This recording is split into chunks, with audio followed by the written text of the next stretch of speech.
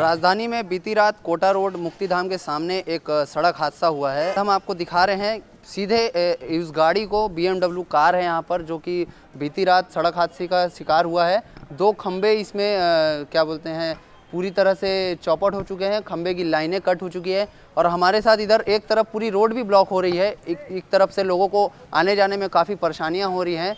ये दुर्घटना बीती रात 2 बजे की बताई जा रही है। इसमें अभी तक कोई हताहत की सूचना नहीं है और यहाँ आम पब्लिक भी पूरी तरह से भीड़ यहाँ पर मौजूद है। पीछे हमारे CS, PDCL बिजली विभाग की गाड़ियाँ भी है और कई लोग यहाँ पर मौजूद हैं और इसमें किसी तरह की कोई हताहत नहीं है। और अब तक जो है पुलिस यहाँ पर मौजूद थी और अब जो है कार मालिक जो है आने वाले हैं। हमारे साथ बिजली विभाग के कुछ अधिकारी यहाँ पर मौजूद हैं।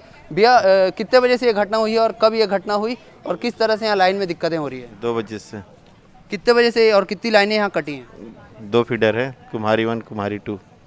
कितने घर का लाइट अभी जो है हो चुका है यहाँ? ये तो घर बोलने से 2 फीडर है, बहुत 2 फीडर मतलब सब स्टेशनों का होता है, बहुत सारे लाइन प्रभावित होते हैं इससे।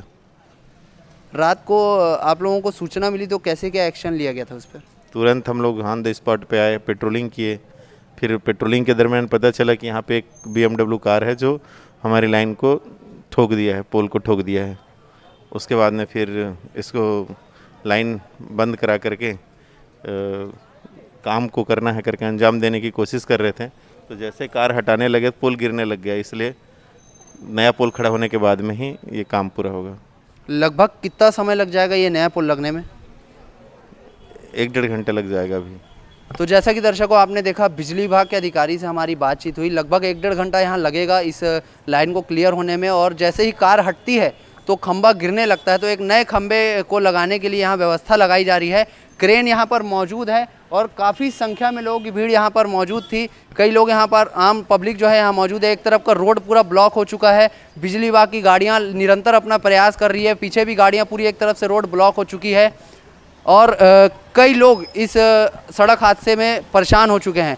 गुढ़ियारी थाना क्षेत्र का यह मामला बताया जा रहा है। थाना प्रभारी से News+21 की टीम ने बात की है और थाना प्रभारी ने हमें ये सूचना दी है कि इसमें कोई तरह की हताहत नहीं हुई है। कैमरा पर्सन DK सिन्हा के साथ शांतनु रॉय, News+21 रायपुर।